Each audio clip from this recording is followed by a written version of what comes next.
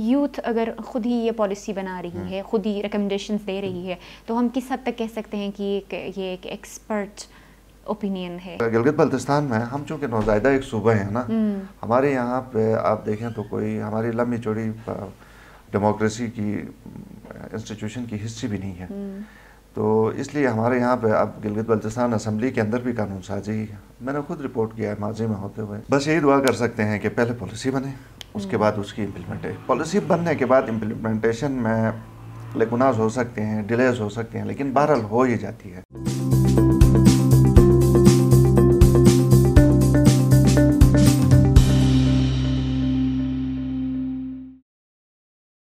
السلام علیکم ناظرین، آئمن کے پروگرام نقطہ نظر کے ساتھ میں ہوں آپ کی میزبان غزالہ خان. آج ہم اپنے پروگرام میں بات کریں گے، سینئر صحافی میرے ساتھ موجود ہیں شبیر میر.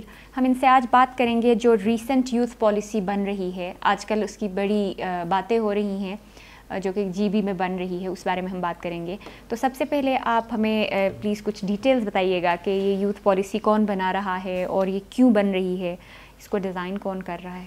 بہت شکریہ غزالہ. سب سے پہلے میں یہ بتاؤں کہ یوتھ پالیسی بن رہی ہے. یوتھ پالیسی ایگزسٹ کرتی تھی گلگت بلتستان میں، پہلے ایک یوتھ پالیسی تھی. اس کو جو موجودہ جو ٹیم اس کو ریوائز کر رہی ہے، فارمولیٹ کر رہی ہے، ریاض اکبر بڑے کمپیٹنٹ ہمارے گلگت بلتستان کے ہی سپوت ہیں، US سے انہوں نے پڑھا ہے، تو وہ اس پالیسی کو بنا رہے ہیں بنیادی طور پہ. اب وہ بنا اس طرح رہے ہیں کہ ظاہر ہے گلگت بلتستان کی جو پرانی یوتھ پالیسی اگر کوئی تھی جو تھی، ٹھیک ہے، اس کو وہ ریویو کریں گے، انہوں نے یقیناً کیا ہوگا. اس کے علاوہ جو انٹرنیشنل نیشنل ٹرینڈز وہ یقیناً انہوں نے دیکھے ہوں گے.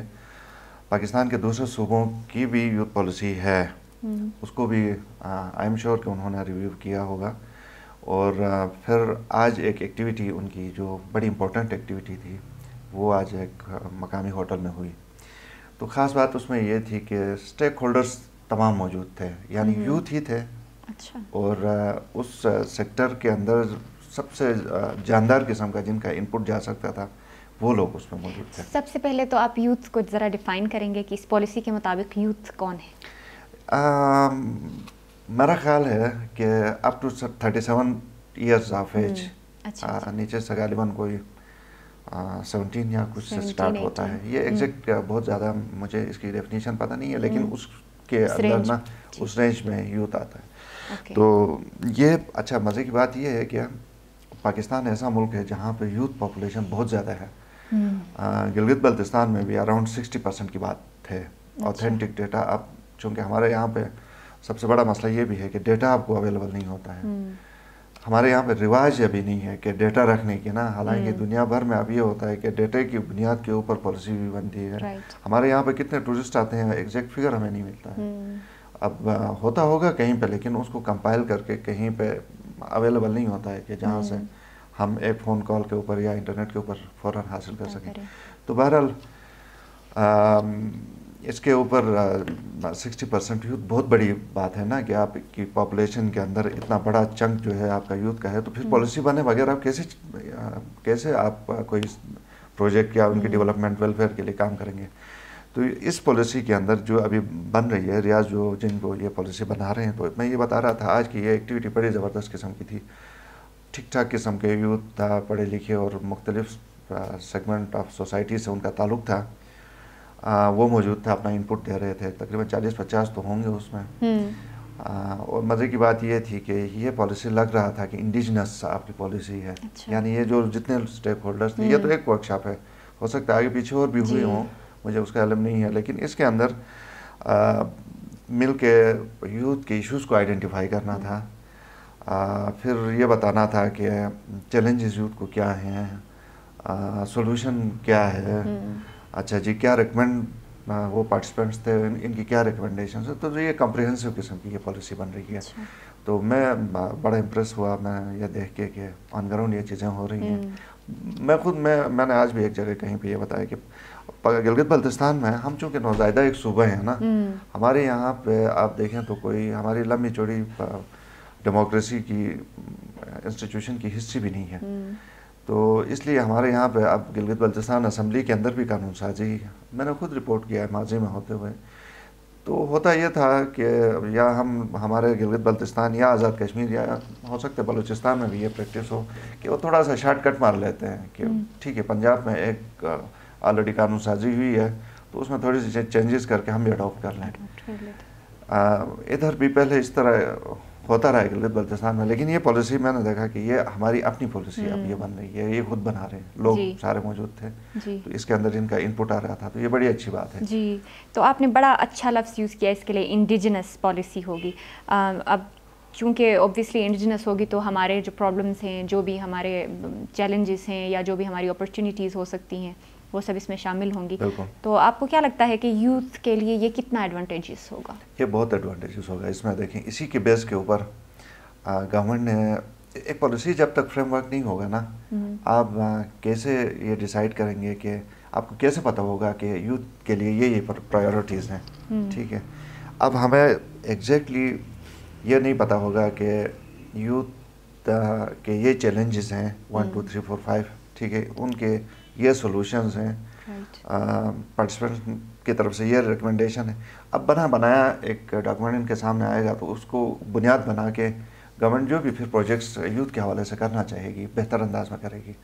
اب دیکھیں یہ ہم اکثر بات کرتے ہیں کہ دنیا اب چینج ہو رہی ہے, گلوبل ولیج سے بھی بات آگے گئی ہے. سارا کچھ آپ کو اب کووڈ نے اور تیز کر دیا, آن لائن آٹومیشن والے معاملات, مینوئل سے اب سارا شفٹ ہو گیا آٹومیشن کے اوپر.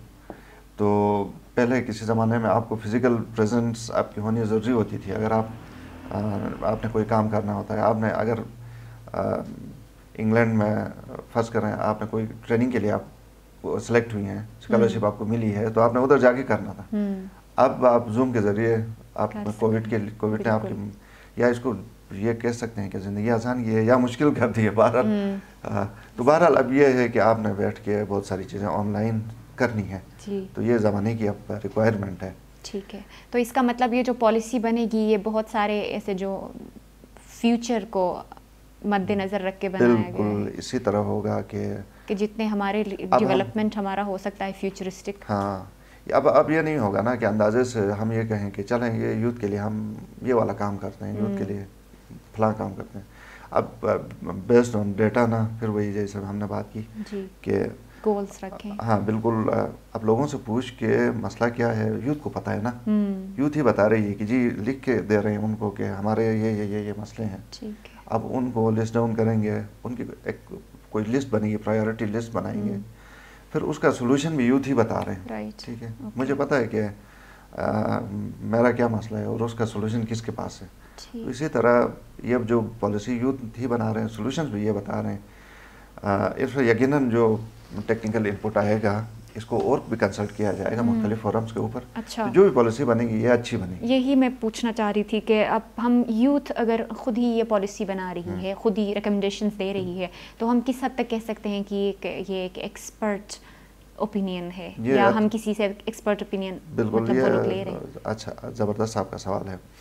یوتھ تو اپنی بات کہہ رہی ہے نا, جو اس نے کہنا ہے, اپنے ایشوز بتانے ہیں, جو پروبیبل سارٹ آف ایک سولوشن ہے وہ بتا رہے ہیں. تو ادھر یہ فائنل نہیں ہوگی, یہ ایک اور مرحلہ آئے گا, ایکسپرٹس سے گزارا جائے گا, ویٹ کروایا جائے گا.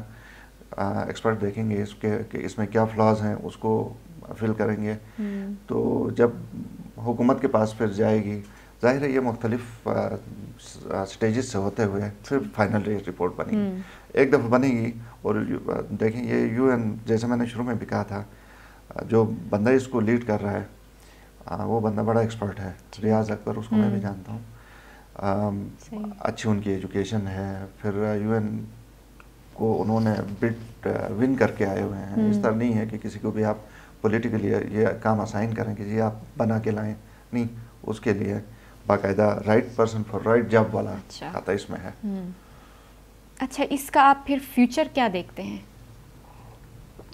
میں امپلیمنٹیشن سٹیج؟ ہاں, یہ بڑا کروشل سوال ہے. دیکھیں پاکستان میں لاز تو بہت سارے بنے ہوئے ہیں نا, امپلیمنٹیشن کون کرے گا؟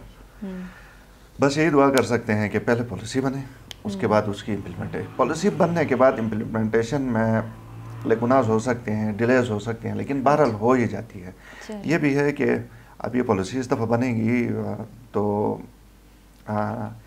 یہ اپڈیٹ بھی ہوتی رہے گی with the passage of time. انشاءاللہ. دیکھیں جیسے ہم نے پہلے کووڈ اچانک آیا نا، اس کی وجہ سے چینجز آئی، تو اس جو پرانی پالیسیز کو اپڈیٹ تو پھر اسی حساب سے ہونا ہے نا. ٹائم کے ساتھ یہ 5 سال میں عام طور پہ ایک پالیسی ریوائز ہوتی ہے، اپڈیٹ ہوتی ہے. تو یہ بھی ہو گیا. امپلیمنٹیشن والا مسئلہ یہ اب حکومتوں کے اوپر بھی ہے. اب اس حکومت کو یوتھ کی اس کے اندر ہم نے سنا تھا کہ پی ٹی آئی کے پاس یوتھ بہت بڑی تعداد میں ان کے سپورٹر ہیں. تو ان کے لیے تو اور اچھا ہے نا کہ پالیسی اب بنی بنائی آ رہی ہے، تو آپ یہ ثابت بھی کریں کہ آپ یوتھ والی پارٹی ہیں، تو آپ ان کے لیے آپ کام بھی کریں، امپلیمنٹ کریں. یہ پالیسی آپ کو تھا تو اب وہ دیکھیں کہ کس حد تک یہ پورا کرتے ہیں. کوئی اور اگر حکومت آتی ہے ہم کہتے ہیں کہ چلیں روایتی حکومتیں چھوڑیں، اب تو ان کے اوپر زیادہ ہماری نظریں ہوں گی. جی انشاءاللہ. تو ہم امید کرتے ہیں کہ یہ پالیسی ہمارے لیے بڑا فروٹفل ثابت ہو. ناظرین پروگرام دیکھنے کا بہت شکریہ. ہمارا وقت یہاں ختم ہوتا ہے. ہم آپ کے کمنٹس کا ضرور انتظار کریں گے. اللہ حافظ.